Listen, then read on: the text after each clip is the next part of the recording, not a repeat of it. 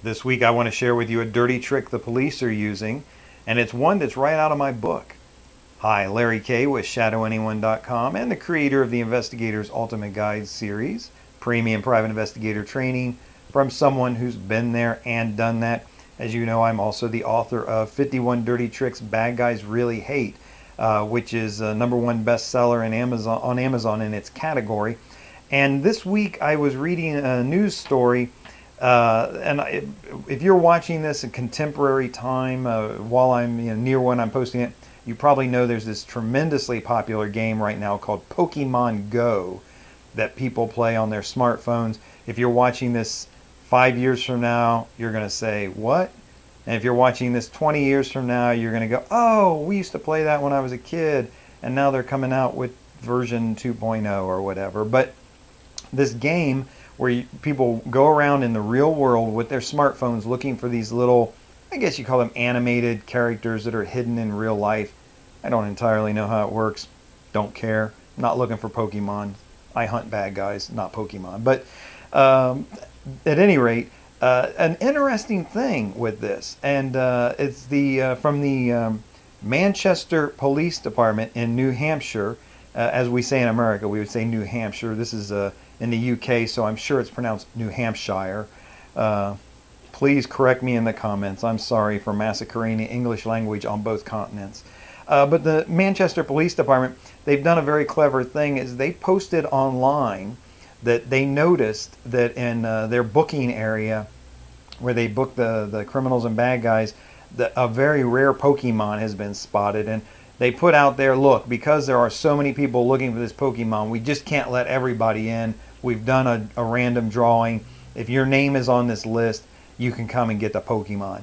And what it is it's the list of people are people with outstanding warrants that they're looking for. And it's a kind of cute and clever twist on a trick that I teach in my book.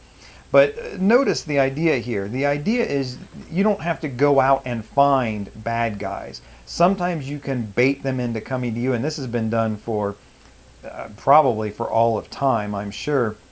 I know the first time I learned about it, when I was even a child, learned about it from a book I had read where a police department had set up a sting operation in order to buy stolen goods. They set up a fake fence, and criminals were bringing stolen merchandise to them, and it was an elaborate and beautiful and wonderful operation. But then at the end, how do you but they let the people go. So these bad guys, these thieves, would come to them, fence their goods, and go off, and bring back more thieves, different thieves next time. Hey, I know a guy who will buy your stuff.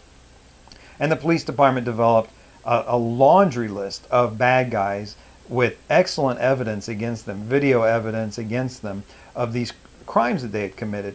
So how do you round them all up at the end? The police department had a party, and they said, look, the big boss from out of town is coming in. We're going to have a party. It's invitation only. Come to the party. And they gave each person a time to show up one night, and they did it in, I forget, 10 or 15-minute increments. And as the bad guys would show up, it was a surprise party, all right. They were arrested for receiving stolen property, theft, other crimes. A Manchester Police Department has used this tactic in a kind of a contemporary way, using this idea of Pokemon. So far, they have not been successful, and I'm not really surprised in a sense. But hey, good for taking the shot. I will tell you, every Thanksgiving, you will see a police department somewhere in the U.S. does this, where they do the free turkey giveaway.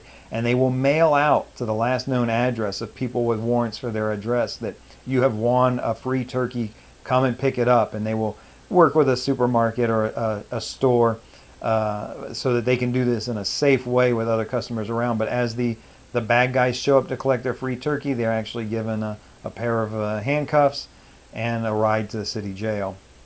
So 51 Dirty Tricks Bad Guys Really Hate. You can learn more about that at 51dirtytricks.com. This is just one of the tricks that's in there. It's just kind of a clever, fun one, and I just want to give you a contemporary, in the news example of it being used.